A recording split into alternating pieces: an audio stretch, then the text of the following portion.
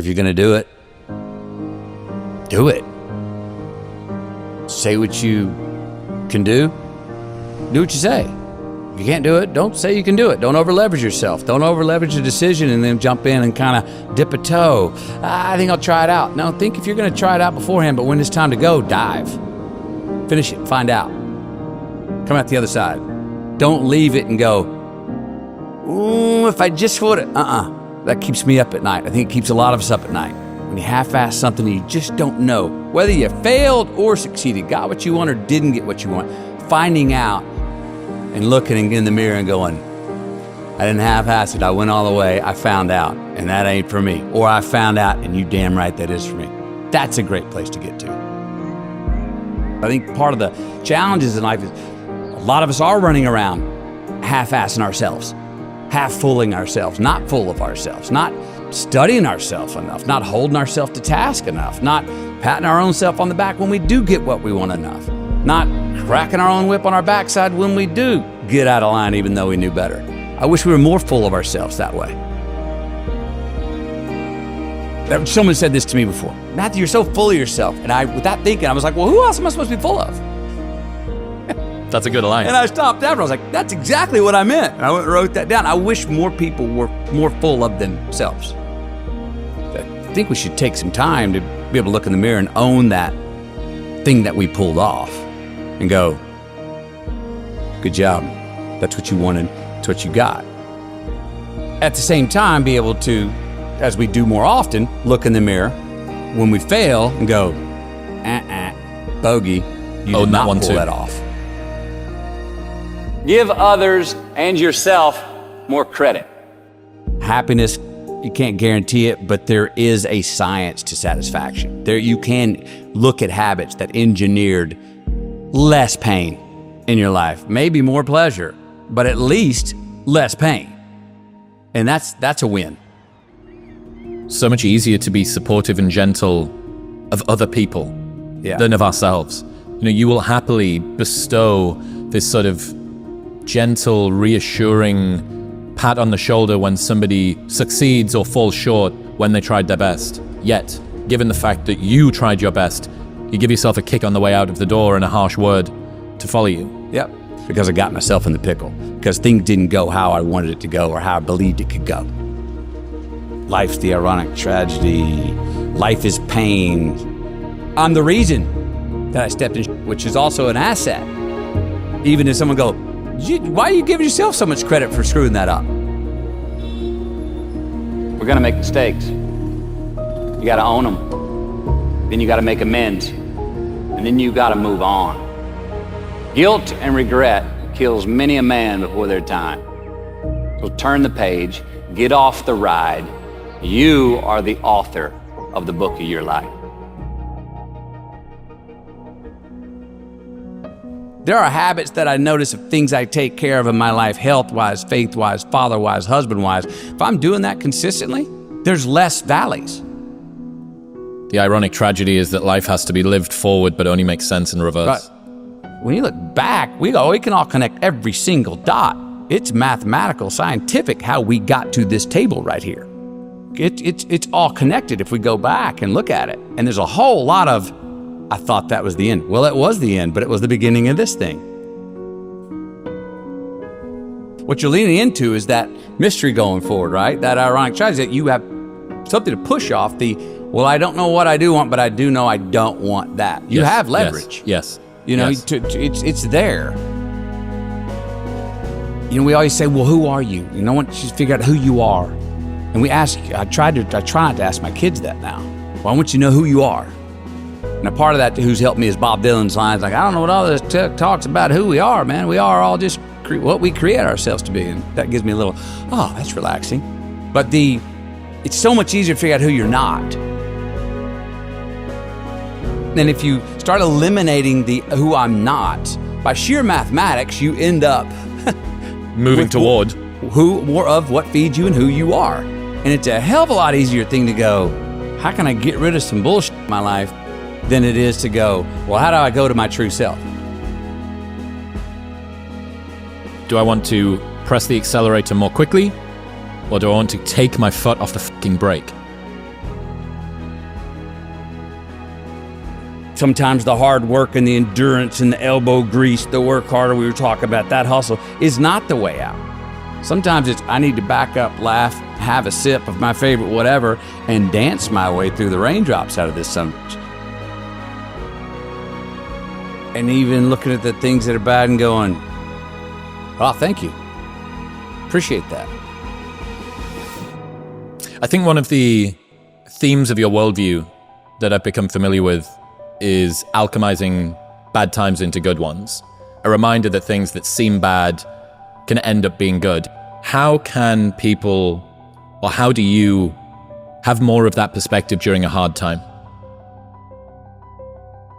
I probably start off intellectualizing something that I know I probably should believe in but don't believe in it, and convince myself, even to an extent to trick myself, that, to sit here and go, well, you just tell yourself, this too shall pass. Okay, great. Well, what the hell does that mean? Even if it's true. In the moment, you're like, what are you talking about, man? I'm in the debit section. I'm in a warning section. This sucks.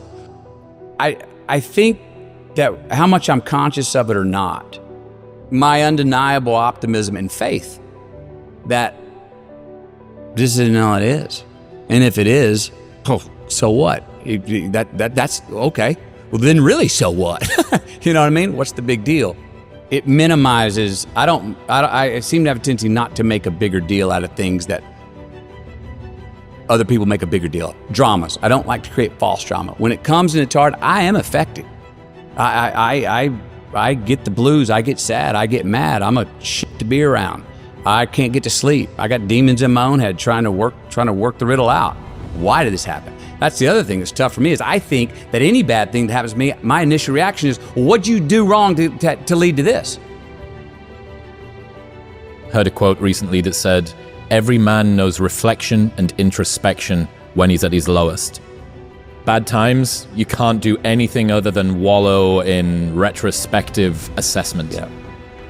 But one of my favorite things I've learned from you is when things are going well, given that that's presumably what you want to have more of, maybe worth deconstructing that.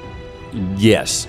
Can I try and bottle some science here to why things are going well? And I did find consistencies. You were appreciating more. You were pointing out beautiful things and not taking them for granted. And so I found a list of things. I'm like, and when I get off track, I try to remind myself, you've been slacking on some of those. I've definitely found consistencies, and I think we all have them if we just notate them along the way, that they're not by accident. Let's cheers. Let's have a cheers on the way for all the things that will work for when we have it going right. Also knowing that it's not forever, that we will have a mountain to climb here shortly. What's my best advice I need to give myself right now is listen to my own damn advice.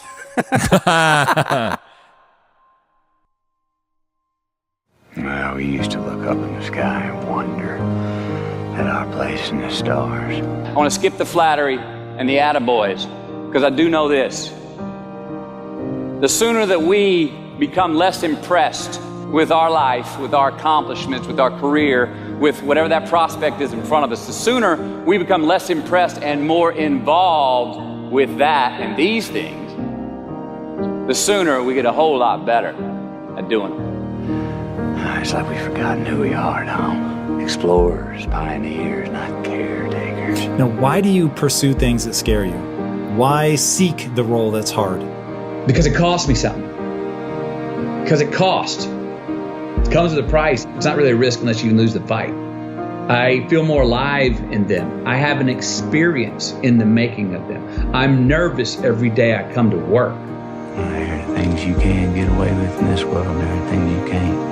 Life is not easy. It is not. Don't try to make it that way. Life's not fair. It never was. It isn't now, and it won't ever be. Do not fall into the trap, the entitlement trap, of feeling like you're a victim. You are not. Get over it, get on it. And yes, most things are more rewarding when you break a sweat to get them. I feel like when I nail a day and I knock it and I know I did, I feel like, yes. I have a measure at the end of the day of like, you set out to do something, you prepared for it, you had intention, and you did it. That gives me gratification. That makes me feel, gives me significance. That gives me confidence. So be brave, have courage, and when you do, you get stronger, you get more aware, You get more respectful of yourself and that which you fear. I want to talk about our opponent this afternoon. They're bigger, faster, stronger, more experienced. And on paper, they're just better. And they know it too. But I want to tell you something that they don't know. They don't know your heart. What, because heading out there is what I feel like I was born to do? And it excites me. Just because you can? Nah, come on. It's not a good enough reason to do something. Even when it means having more. Be discerning. Choose it because you want it. Do it because you want to. It's on you. It's on you.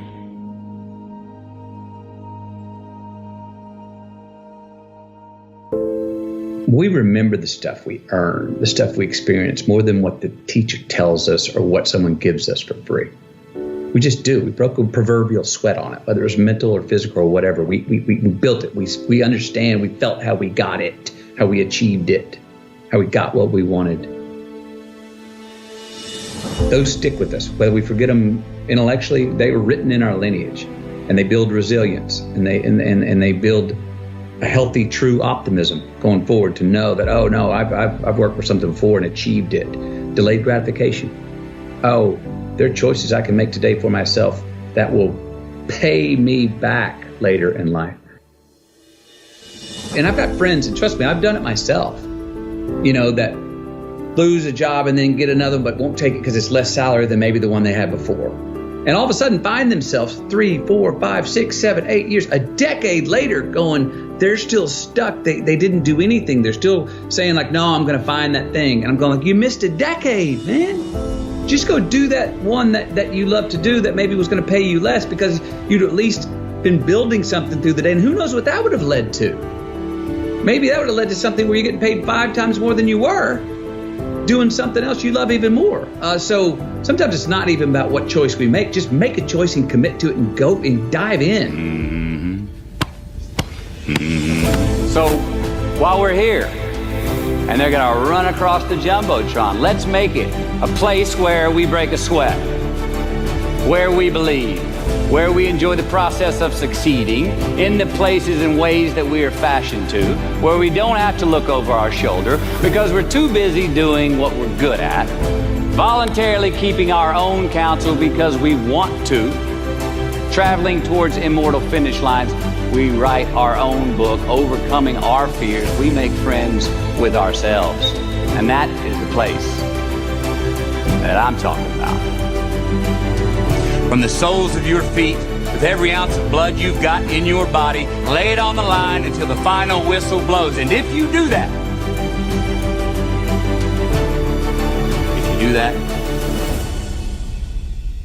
we cannot lose. So turn the page, get off the ride. You are the author of the book of your life. Knowing who we are is hard. It's hard. So give yourself a break. Eliminate who you are not first, and you're going to find yourself where you need to be. And the Oscar goes to Matthew McConaughey. I had a very important person in my life come to me and say, who's your hero? And I said, I don't know, I got to think about that. Give me a couple of weeks. I come back 2 weeks later. This person comes up and says, who's your hero? I said, I thought about it. You know who it is? I said, it's me in 10 years. So I turned 25 10 years later. That same person comes to me and goes, so are you a hero? And I was like, not even close. No. She said, why? I said, because my hero is me at 35. So you see, every day, every week, every month, and every year of my life, my hero is always 10 years away. I'm never going to be my hero. I'm not going to attain that. I know I'm not. And that's just fine with me because that keeps me with somebody to keep on chasing. So to any of us, whatever those things are, whatever it is we look up to, whatever it is we look forward to, and whoever it is we're chasing, to that I say amen. To that I say, all right. And to that I say, just keep living, huh? Thank you. Nobody has ever choked? I have. You know what I'm talking about, fumbling at the goal line, stuck your foot in your mouth once you got to the microphone, had a brain freeze on the exam that you were totally prepared for, forgot the punchline to a joke in front of 4,000 graduating students at the University of Houston commencement. Or maybe you've had that feeling of, oh my God, life just cannot get any better than this moment. And ask yourself, do I deserve this? Now what happens when we get that feeling? Tense up. We have this sort of outer body experience where we are literally seeing ourselves in the third person. And we realize that the moment just got bigger than us. You ever felt that way? I have. And it's because we have created a fictitious ceiling, a roof, to our expectations of ourselves. A limit where we think it's all too good to be true. But it's not. And it's not our right to say or believe it is. We shouldn't create these restrictions on ourselves. A blue ribbon, a statue, a score, a great idea, the love of our life, a euphoric bliss. Who are we to think that we don't deserve or haven't earned these gifts when we get them? It's not our right.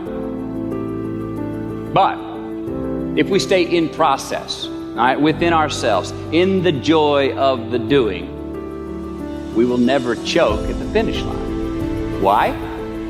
Because we aren't thinking of the finish line. Because we're not looking at the clock. We're not watching ourselves on the Jumbotron performing the very act that we're in the middle of. No, we're in process. The approach is the destination, and we are never finished. Bo Jackson, what did he do? He used to run over the goal line, through the end zone, and up the tunnel. The greatest snipers and marksmen in the world, they don't aim at the target. They aim on the other side of the target. We do our best when our destinations are beyond the measurement, when our reach continually exceeds our grasp, and when we have immortal finish lines. And when we do this, the race is never over. The journey has no port. The adventure never ends because we are always on the way. So do this, and let somebody else come up and tap you on the shoulder and say, hey, you scored. Let them run up and tap you on the shoulder and say, man, you won. Let them come tell you, you can go home now. Let them say, I love you too. Let them say, thank you. Take the lid off the man-made roofs that we put above ourselves and always play like an underdog. Here we go.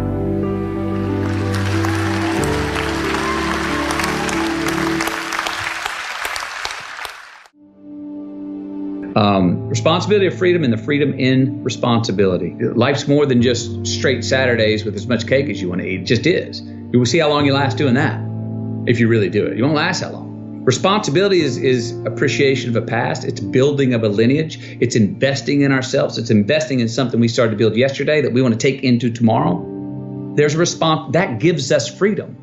So to actually have true freedom, we have to be more responsible for certain things, for ourselves, who we are, constantly investigating and interrogating our better selves to say, I'm going to be a little bit better at this tomorrow, knowing that we never land.